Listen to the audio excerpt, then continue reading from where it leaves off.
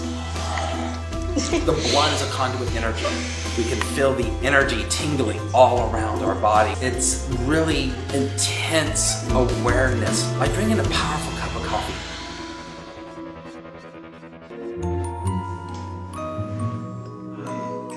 48-year-old Michael Vachmiel, or Raven as he's better known in the blood-sucking community, is a self-proclaimed vampire who believes drinking human blood gives him vitality. I started drinking blood shortly after my 13th birthday. It was during a very intense sexual act that blood was drawn and touched my lips. At that point, it was just an awakening. Something inside my mind and spirit woke up. His friend Blute, who's 28, has been entranced by the vampire community since she was a little girl. Hi, how are you? I first became interested in vampires when I was about 7 or 8. I found a book that my sister owned, and that kind of got the wheels in my head turning, and I kind of mulled it over a lot and decided that it wasn't the vampire I wanted to be, it was the quote-unquote prey. Blute is what's known as a black swan, a willing blood donor. Both her and Raven are part of a thriving underground vampire scene in Houston, Texas.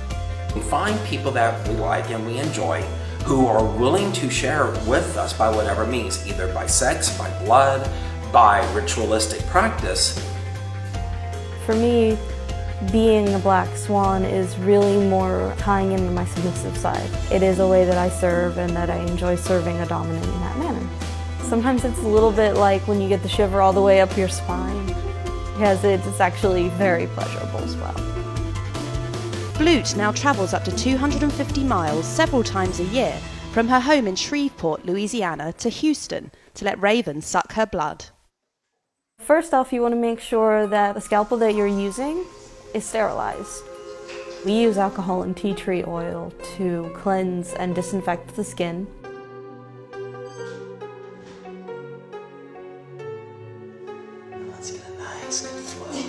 Some people prefer to use their fingers. Generally, Michael and he does lick and suck it off. My absolute favorite way is a Chinese cupping set. It has a shallow bowl on one end and a suction on the other. And you press the suction over a cut, and it will draw the blood through the cut by the power of the suction. I'm not surprised. The endorphins right now are flying really high. It's not a sexual pleasure. It's just like getting a good massage. It's just very relaxing on a deep level. But the practice doesn't come without dangers. So of course there's the risk of AIDS and sexually transmitted diseases, but with risk management it is a lot less than most people would even think. Just don't donate to just anybody. A lot of people think that it's, oh, I'm a free buffet. Blute and Raven want the wider public to open their minds and mouths to the blood-curdling subculture.